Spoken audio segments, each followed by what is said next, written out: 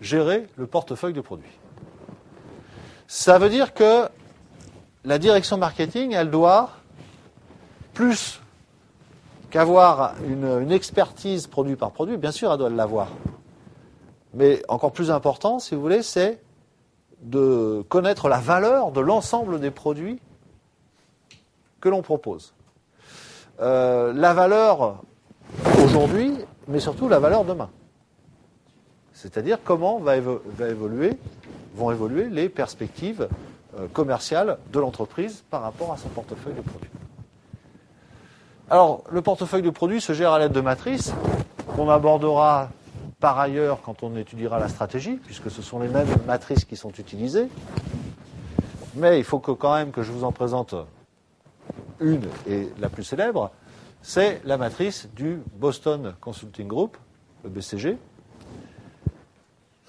qui est l'instrument le plus ancien, qui date des années 60, et qui est communément utilisé.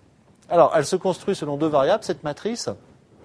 D'abord, le taux de croissance du marché, ou du segment de marché, que l'on va avoir dans la dimension verticale de la matrice, et puis la part de marché relative de l'entreprise. Alors, qu'est-ce que la part de marché relative de l'entreprise, qui va être représentée par une échelle semi-logarithmique sur l'axe des abscisses? Eh bien, ça se calcule de la manière suivante, c'est la part de marché de l'entreprise, chiffre d'affaires de l'entreprise divisé par le chiffre d'affaires total du secteur. Voilà comment on mesure une part de marché. Donc, part de marché de l'entreprise sur la part de marché du principal concurrent. Le principal concurrent, si l'entreprise n'est pas le leader, c'est le leader. Et donc, si l'entreprise n'est pas le leader, elle a une part de marché inférieure à celle de son principal concurrent, qui est le leader, et donc sa part de marché est inférieure à 1. Au contraire, si l'entreprise est le leader, elle a une part de marché supérieure à son principal concurrent.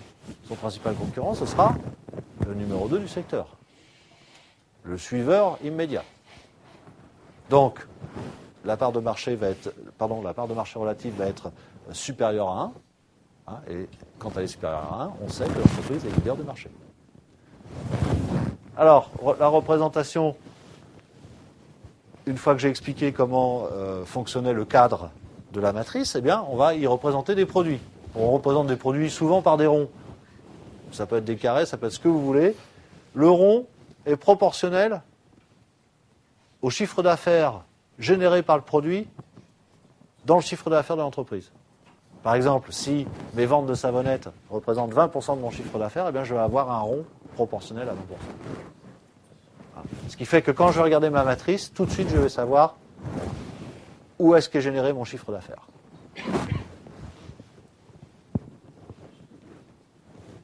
Alors, représentation de cette matrice simplifiée. Donc, vous voyez, taux de croissance de l'activité dans la dimension verticale, part de marché relative dans la dimension horizontale. Remarquez qu'il y a une échelle inversée sur la dimension horizontale, qu'on va du moins à droite au plus à gauche. Alors, on peut diviser ainsi la matrice en 4 segments. D'abord, puisque l'origine du produit est dans le cadran supérieur droit, ce qu'on appelle les produits dilemme, qui sont des produits en phase de lancement. Caractéristique de ces produits dilemme, eh bien, la part de marché relative est faible. Elle est surtout faible parce que l'offre de l'entreprise est confidentielle.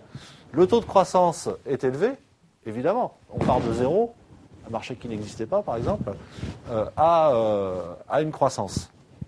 Ensuite, si tout va bien, avec le temps, le produit dilemme va devenir un produit vedette. Mais, évidemment, à un moment donné, dans un portefeuille d'activité d'entreprise, il doit y avoir des produits dilemme et des produits vedettes. Donc, je suis en train de vous dire qu'avec le temps, la matrice, elle va tourner dans le sens inverse des aiguilles d'une montre.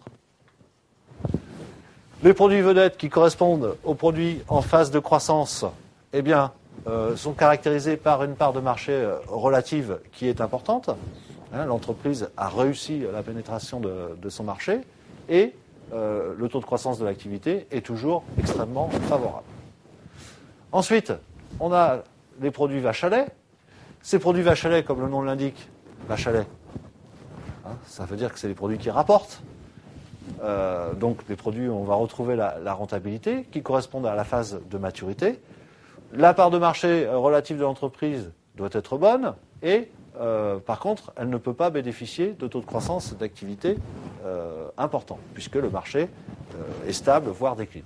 Et puis, dernière phase, les produits poids morts, c'est la phase de déclin, ou caractérisée par la faiblesse des taux de croissance et par la faiblesse des parts de marché relatives. Alors, si on propose cette représentation-là avec des produits dedans, alors on doit faire une analyse, effectivement, du portefeuille de produits. Alors, qu'est-ce qu'on constate ? On constate que le chiffre d'affaires est généré, pour l'essentiel, par un produit vache à lait. Puisque si ça représente la totalité du chiffre d'affaires de l'entreprise, on doit être sur 40% ou 50% de chiffre d'affaires réalisé sur ce produit. Ça tombe bien, puisque c'est là où les produits sont rentable. Donc là, ça génère du cash, et ce cash va permettre de financer les produits dans les autres phases, et particulièrement financer ces produits-là, qui sont des produits en phase de lancement, chiffre d'affaires confidentiel, mais stratégiquement très important, puisque ces produits sont appelés à devenir des produits de la rentabilité de demain. D'accord ? Donc c'est très important. Le produit star, là, on voit qu'il contribue essentiellement, enfin d'une manière assez essentielle au chiffre d'affaires. Et ce produit star qu'on va accompagner par l'action marketing dans la position vache à lait, de manière à ce qu'il, lui aussi, finisse par générer de la liquidité. Produit poids mort, là il est bien poids mort le produit, à la fois pas de croissance et pas de part de marché, inquiétant. Il représente une part importante du chiffre d'affaires. Il n'est pas du tout sûr que ce qu'on va perdre là en arrêtant, on puisse le regagner par le succès des produits innovants. Donc vous voyez un petit peu l'analyse qu'on peut faire de ça. On met en rapport les différents produits. L'idée, c'est que celui-là va financer celui-là et celui-là. Celui-ci s'autofinance. Encore une fois, on a dit qu'on ne mettait plus d'argent dans le développement des produits en déclin. Donc voilà, si vous voulez, l'analyse qu'on peut faire d'une matrice. Alors, quelles sont les conditions d'équilibre du portefeuille de produits ? Donc, je répète ce que je viens de vous dire dans le commentaire du graphique. Présence de produits dans tous les cadrans. Évidemment, on ne va pas pleurer si on n'a pas de produits en phase de déclin. Donc la phase de déclin, on peut en faire l'économie. Les produits qui contribuent le plus au chiffre d'affaires doivent être en position vache à lait. Oui, parce que c'est là où les produits sont rentables. Éventuellement, ça peut être des produits vedettes, puisqu'on a dit qu'en fin de phase de croissance, eh bien, on avait parfois de la rentabilité. Donc c'est évidemment là qu'on doit cristalliser l'essentiel du chiffre d'affaires. C'est donc la deuxième règle d'équilibre du portefeuille de produits. Les produits les plus nombreux, c'est-à-dire la case la plus remplie, eh bien, doivent idéalement être les produits en position dilemme. Encore une fois, une grande partie de ces produits seront mornés et ne passeront pas en phase de croissance ou en phase ne dépasseront pas l'horizon du lancement. L'entreprise décidera d'arrêter les frais avant. Donc il en faut de nombreux pour que quelques-uns sortent en phase de croissance et que beaucoup deviennent des produits en maturité. Donc, je vous rappelle la règle, les produits se déplacent avec le temps dans la matrice en sens inverse des aiguilles d'une montre. Alors, ils se déplacent aussi en fonction de la performance des actions engagées par l'entreprise. hein, puisque la part de marché relative, elle va varier en fonction de l'action positive ou négative de l'entreprise par rapport à ses concurrents.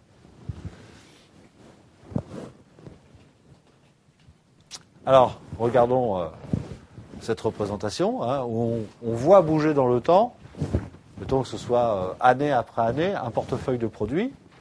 Donc le produit dilemme, eh bien, bénéficie d'une croissance un peu plus élevée, et l'entreprise a tiré profit de cette croissance puisqu'elle a su augmenter son chiffre d'affaires. On a un produit dilemme là qui était déjà très très proche de la phase de croissance. Et bien on voit qu'il est passé en plein en phase de croissance. Hein. Donc là, on est dans un développement naturel, si vous voulez, des produits. Et donc, les deux produits là sont en train de poursuivre leur petit chemin. Je dirais que ça se fait plus vite là que là. Hein, là, il y a encore un souci. C'est pas parce qu'on a cru en termes de chiffre d'affaires que, je vous rappelle que le produit coûte toujours énormément. Hein, on peut prendre la décision d'abandonner, hein, peut-être. Alors, ce qui est intéressant, c'est le produit vedette, le produit star, qui représentait la partie essentielle du chiffre d'affaires. Donc on va considérer qu'on est dans un secteur où la rentabilité des produits apparaît en phase de croissance. Hein, parce qu'autrement, on ne voit pas très très bien où serait la génération de cash flow pour l'entreprise. Donc on voit, ben voilà, le produit star est devenu progressivement un produit vache à lait. On est moins dépendant. Vous remarquez que la taille du rond diminue avec sa progression. Et donc on est moins dépendant du produit en termes de chiffre d'affaires réalisé. Ou alors, on peut très bien dire, on ne sait pas de quel produit il s'agit, on pourrait dire c'est peut-être l'entreprise qui a perdu de sa superbe sur son marché, hein, qui n'a pas su conserver son chiffre d'affaires. Ça peut être ça aussi. Et puis là, on a un produit vache à lait qui va passer assez rapidement en phase de déclin, mais l'entreprise a su conserver son chiffre d'affaires. Donc le déclin, pour l'instant, s'est fait au détriment des autres compétiteurs, puisque là, l'entreprise a conservé, encore une fois, son chiffre d'affaires. Donc dans un marché où le chiffre d'affaires faiblit, ça veut dire que la part de marché augmente. Donc voilà un petit peu les observations que l'on peut faire à travers ces matrices. Alors on peut très bien, dans le cadre de l'examen, vous proposer une annexe, c'est déjà arrivé, avec une matrice BCG, donc, et avec des produits, et on vous demande de juger de la qualité du portefeuille de produits de l'entreprise. Donc vous suivez les 4 règles que je vous ai données, et c'est tout ce qu'on peut dire en matière d'analyse de ces matrices.